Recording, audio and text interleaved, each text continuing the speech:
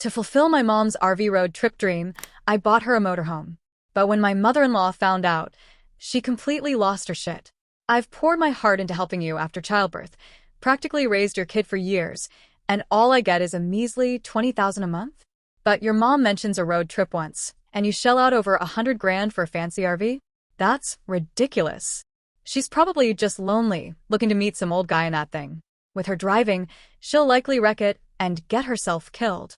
I'm usually the level-headed one, but I couldn't take it anymore and slapped her. Call yourself whatever you want, but don't you dare drag my mom into this. Say one more word, and you'll regret it. For my mom's 55th birthday, I gifted her a custom RV, which set me back about $120,000. My dad passed away when I was young, and mom raised me single-handedly through tough times. She always talked about hitting the open road, so now that I could afford it, I wanted to make her dream a reality. When mom saw the RV, she was overwhelmed with joy, tears streaming as she snapped photos and shared them on social media. My daughter's incredible. After years of hard work, I'm finally free to explore. So excited for my road trip. I liked her post and commented, "Enjoy, Mom. Stay safe." But that joy didn't even last a full day. I got home late from work around 10 p.m., and our housekeeper, Maria, rushed up to me, looking panicked. "Emma, thank goodness you're here. Your mom and mother-in-law had a massive argument. Your mother-in-law's packing, saying she's heading back to her hometown." Confused, I asked, "What's going on? Why are they fighting?" Before Maria could answer, I saw my mother-in-law on the sofa, looking defeated, with a packed bag at her feet. As soon as she saw me, she burst into tears. "I can't handle this anymore. I slave away for this family, looking after your child, and what do I get? Your mom storms in, accusing me and yelling. At my age, I don't deserve this treatment. I see it now. I'm just an outsider here. I'm better off back in Springfield where people respect me." I was baffled and about to ask for details when my mom charged out of the guest room, furious. "Me bullying you? Tell it to my face. Who's the one bad-mouthing my daughter behind her back?" She shoved her phone at me. "Look at what she's been saying in her group chat." I took the phone and saw screenshots from my mother-in-law's Silver Sisters book club chat on WhatsApp. She had shared my mom's social media post and ranted, "Ladies, I'm furious. My daughter-in-law spends $120,000 on an RV for her mom just because she mentioned wanting to travel.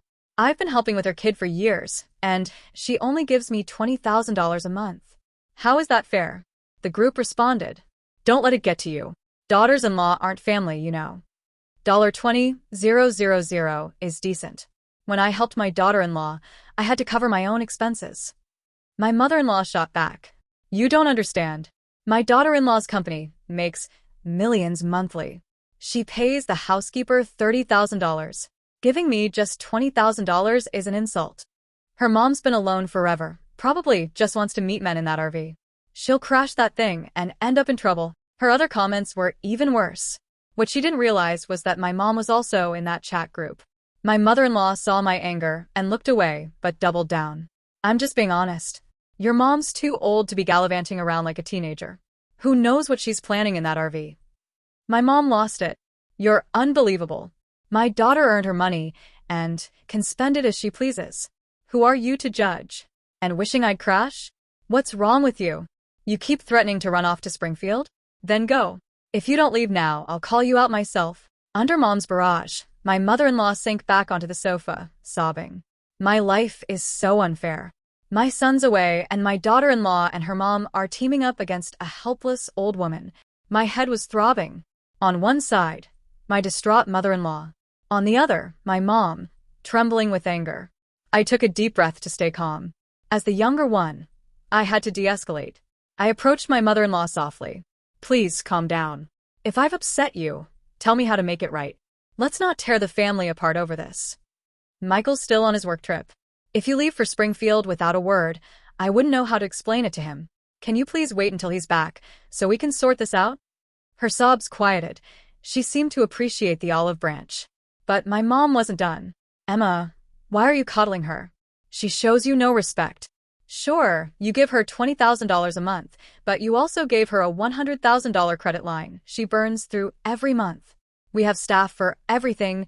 She just goes to yoga and plays cards. What's her problem? She's acting like a victim when she's the one stirring trouble. I tried to stop Mom, but it was too late. The words, stirring trouble, sent my mother-in-law into a frenzy. She leapt up, crying and clutching her chest. I can't live like this. Michael, your wife and her mother are humiliating me. They look down on our whole family. Exhausted from work and overwhelmed, I felt my patience snap. I grabbed my phone and called our driver. Tom, come to the house. I need you to drive my mother-in-law to Springfield. The room went silent. My mother-in-law stared, stunned. Emma, you're throwing me out? I sighed, drained. You said you wanted to go to Springfield. It's late, and Uber isn't safe. I'm arranging a ride. She stood frozen, her shock turning to embarrassment as she grabbed her bag and stormed out. Fine. I'm gone. Good luck explaining this to Michael. 2 days after the blowout, Michael returned from his business trip. He hadn't even set his suitcase down when his phone buzzed. From across the living room, I could hear his mother's theatrical wails and accusations blaring through the speaker. Michael's face grew darker as he listened for what seemed like an eternity before hanging up. My mom peeked out from the dining room, looking slightly sheepish. Michael, is your mom okay? What did she say? Michael sighed heavily. She's demanding fairness. Since we got your mom a $120,000 RV, she wants something equal, a $200,000 condo in downtown Columbus. She says she's worked hard her whole life and deserves to live a little too. If we don't agree, she's staying in Springfield. My mom exploded. Is she out of her mind? A $200,000 condo? Why not just demand a private jet? If she doesn't want to come back, good, less drama for us. I gave Mom a look to calm down, but she wasn't done. Michael, Emma, you both need to think this through. Money doesn't grow on trees. She throws a fit and expects a condo. What's next, a mansion?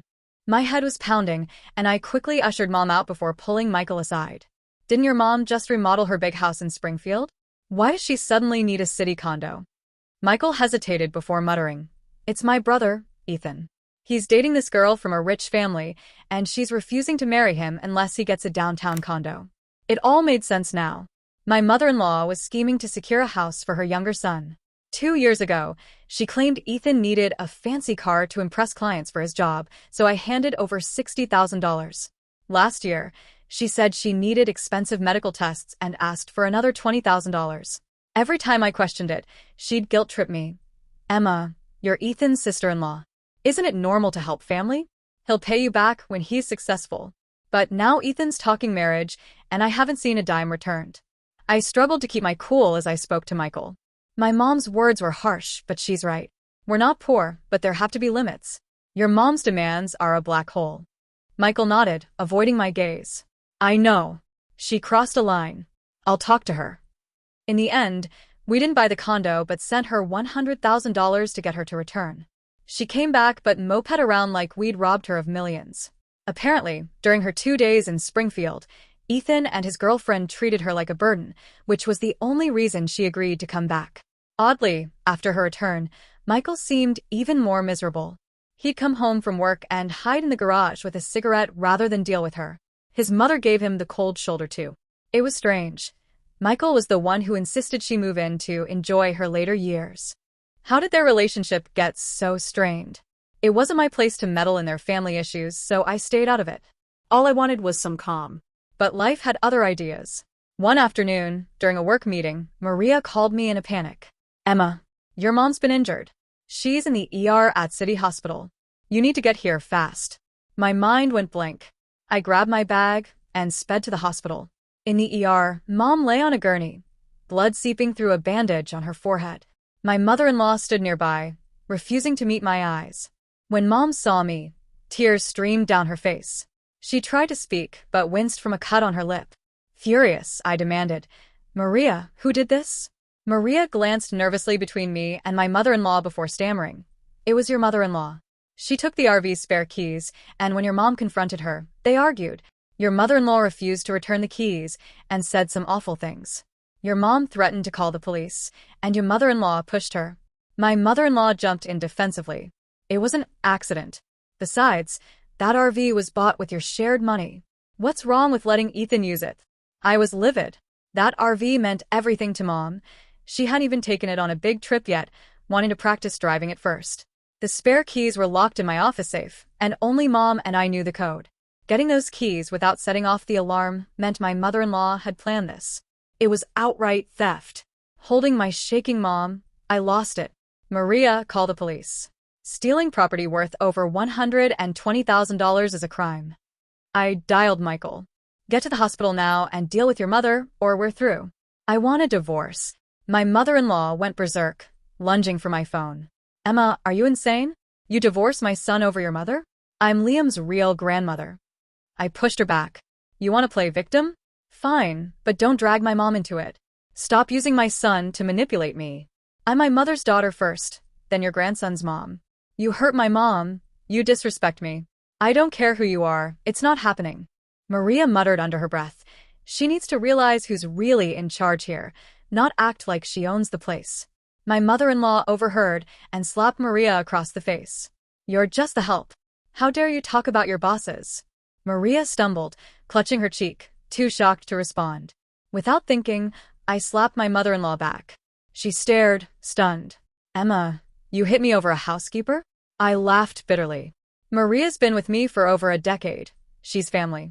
Hitting her is hitting me. My mother-in-law stood frozen, then started sobbing and making calls for backup. Before Michael arrived, my father-in-law and Ethan burst into the ER. Seeing his wife crying, my father-in-law pointed at me and shouted, "This is unacceptable. A daughter-in-law hitting her mother-in-law? My wife's been your servant, helping with your kid, wearing herself out. Now you're done with her, so you attack her? Where's the fairness?" My mother-in-law wailed, "She's trying to ruin me." A crowd of onlookers gathered, whispering, "That woman looks nice, but must be cruel. Her poor mother-in-law, crying like that. She's been through hell. She'll get what's coming to her." I smirked. If she wanted to play the victim and sway the crowd, fine. I'd give her something real to cry about. I grabbed her by the arm, and as she stared in shock, I slapped her twice more. You want to be the victim? Here's something to cry about. My father-in-law and Ethan lunged at me, but I've been kickboxing for years. I sidestepped and sent them stumbling. Just then Michael arrived. His mother threw herself at him, sobbing, "Michael, save me. Emma's lost it. She's trying to kill me." Then, in a sudden frenzy, she screamed, "Michael, if you don't back me up, I'll tell everyone your secrets. We'll both be ruined." Michael, who'd looked panicked, froze. My stomach dropped. Was Michael hiding something from me? Michael was about to help his mother up when her threat about spilling secrets stopped him cold. Noticing his shifty eyes, I narrowed mine and asked, "What's she talking about, Michael? Are you keeping something from me?" Michael forced a nervous grin. "Sweetheart, don't pay attention to her nonsense. What could I possibly hide from you?" But his mother wasn't done. She opened her mouth to say more, only for Michael to grab her arm and hush her. "Mom, enough with the crazy talk. Did you skip your meds again? Keep this up, and I'll have you sent to a doctor." Panic flickered across her face, and she finally quieted down, dropping her act. My gut told me something was being concealed, but with no answers forthcoming, I had to let it slide for now. Then Michael softened his tone, practically begging, "Honey, you can see she didn't mean it. Can you let it go this time? Liam's so young. He'd miss his grandma if she's gone." Seeing Michael like this crushed me. Before we married, he swore he'd always have my back if his mom and I clashed. Now, just a few years later, those promises seemed forgotten. Fine. Maybe he was in a tough spot. With a crowd watching, I figured I'd let him save face. But my silence only emboldened my mother-in-law. "Look at that. The tables have turned. What's wrong? Your husband not on your side anymore." "Ha! I warned you not to cross me. How's it feel to be put in your place?" Michael tried to hush her, looking trapped, like she had some leverage over him. I thought back to how Michael had been avoiding her lately, lingering in the garage with a cigarette instead of facing her. My suspicions grew. Then my father-in-law piped up, demanding, "You attack my wife and think an apology fixes it? No way. You owe her compensation for her emotional distress." Ethan jumped in. "Yeah. You can't just walk all over her. Pay her $300,000 for the trauma, or you're not leaving this hospital." My mother-in-law stood taller, backed by her family's support. I almost laughed. Days ago, when she fled to Springfield, her husband and son practically shoved her out the door. Now, they were playing the United Family card? It was pathetic. Others might not see through it, but I knew their game. It was all about money. If I didn't shut this down, their demands would only escalate, bleeding me dry. Just as I was about to refuse, and my mom was reaching for her phone to call the cops, Michael sighed. Fine, $300,000. Pay it, and this ends, right? I stared at him, stunned. I couldn't believe he'd agreed to that. It wasn't the money, it was the absurdity of it all. Seeing him stuck between his family and me, I grabbed my mom's hand to stop her from dialing 911. My mother-in-law took it as weakness, crowing, "Now you see who really runs this house. That $120,000 RV for your precious mom? That was my son's money, and I'll make sure I get every cent back."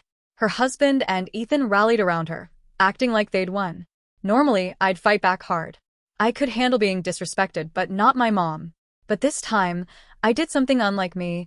I bit my tongue and left with my mom.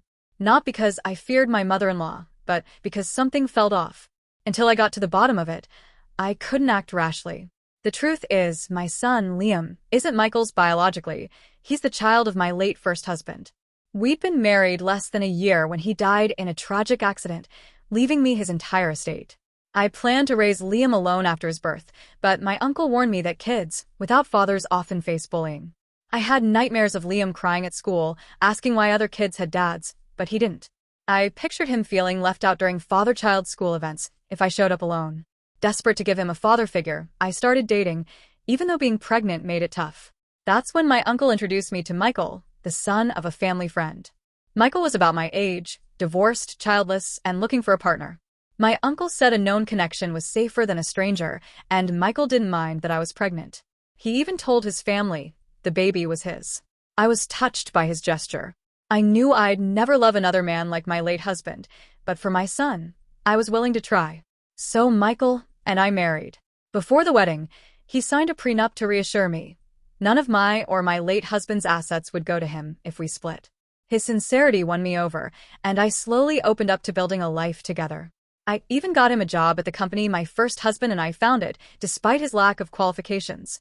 When he asked to have his mother live with us, I agreed, treating her like my own mom, sparing no expense, even though she constantly criticized me. She kept pushing me to have another child. I tolerated it for Michael's sake, but this time, she went too far by attacking my mom. After she got the $300,000, my mother-in-law was all smiles, acting like nothing happened. But my mom was livid, glaring daggers at her, stitches still fresh on her forehead. To keep my mom from exploding, I convinced her to take the RV on a road trip to cool off. Once she left, I could investigate in peace. Soon after, my Uncle Tom, who'd been swamped with work, visited. When he heard about the drama, he tore into my mother-in-law. "What kind of woman are you? Stella's my sister, and you've been tormenting her while I was gone. When she's back, you'd better apologize, or you're out of this house." I expected my mother-in-law to push back, but she surprisingly agreed, nodding quietly. Michael, meanwhile, stayed silent, avoiding the confrontation. The odd dynamic between my uncle and mother-in-law raised red flags. After mulling it over, I had a wild hunch. I hired a top-notch private investigator and had my assistant arrange a DNA test. When the results came back, I was floored. Just as I was about to confront them, I overheard my uncle consoling my mother-in-law in the study, whispering something that hinted at an even bigger secret. It turned out Michael wasn't my mother-in-law's biological son. He was a tool planted by my Uncle Tom to siphon off my inheritance. Suddenly, everything clicked.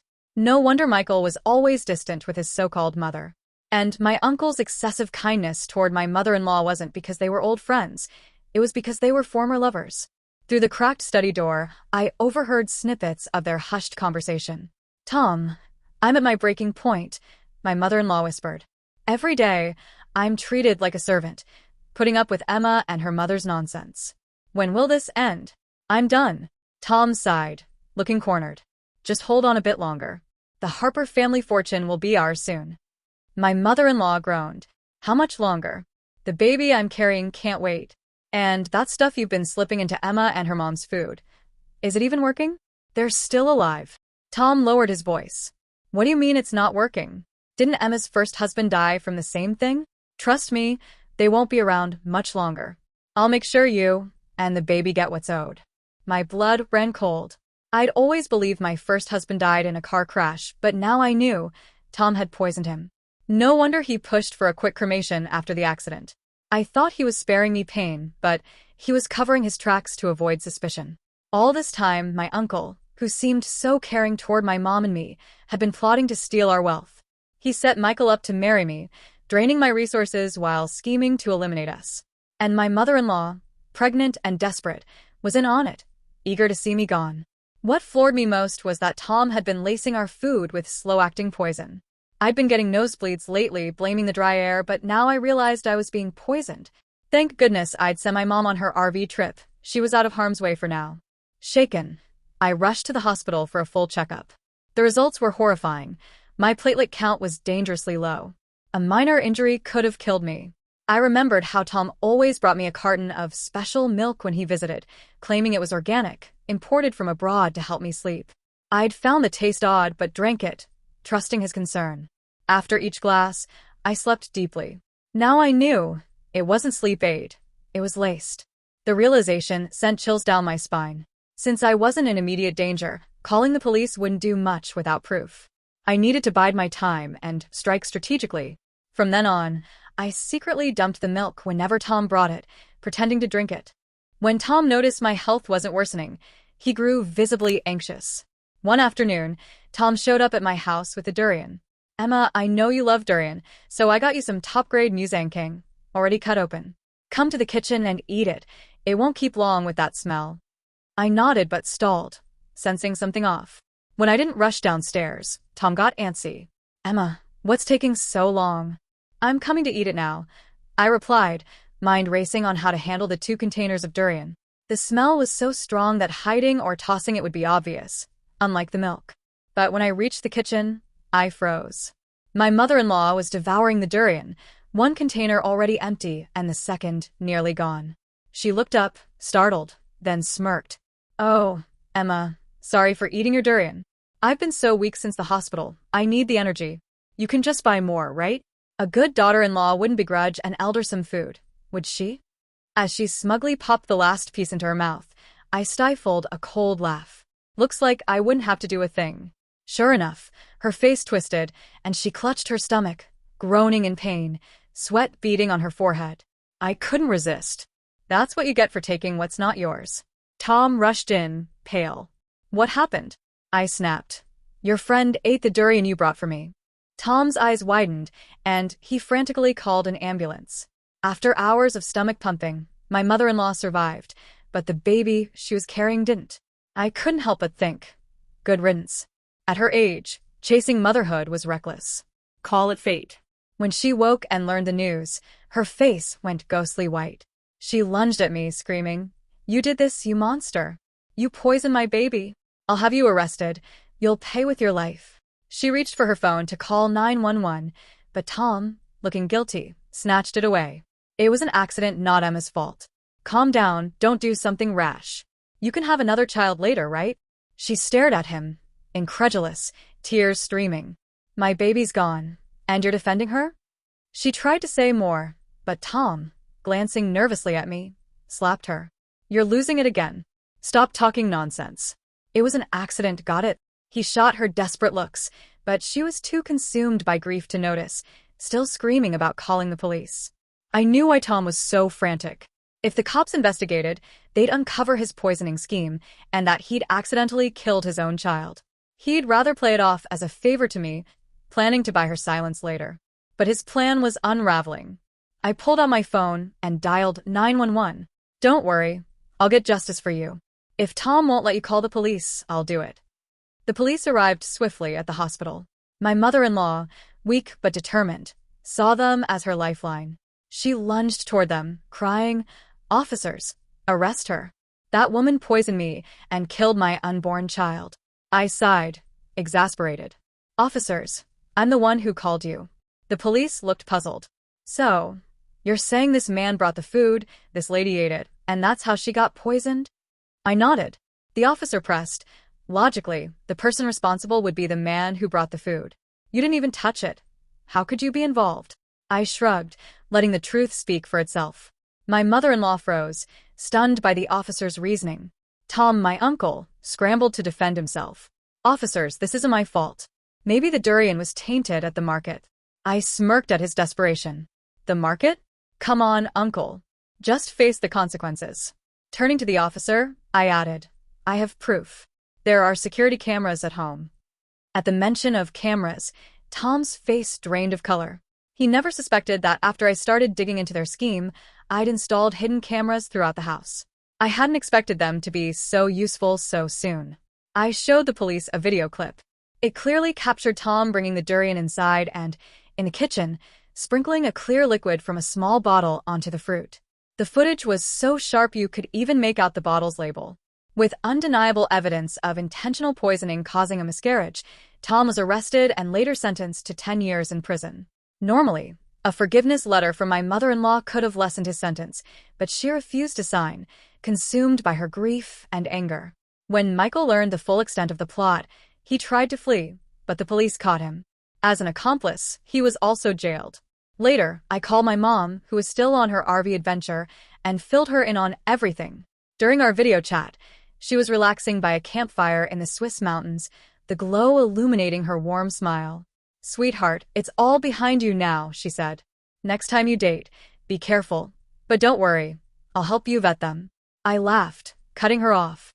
"Mom, I'm done with dating for now. You, me, and Liam. That's all I need for this lifetime." "Oh, and I've got a surprise," I added. "Liam and I booked flights to Switzerland. We'll see you tomorrow."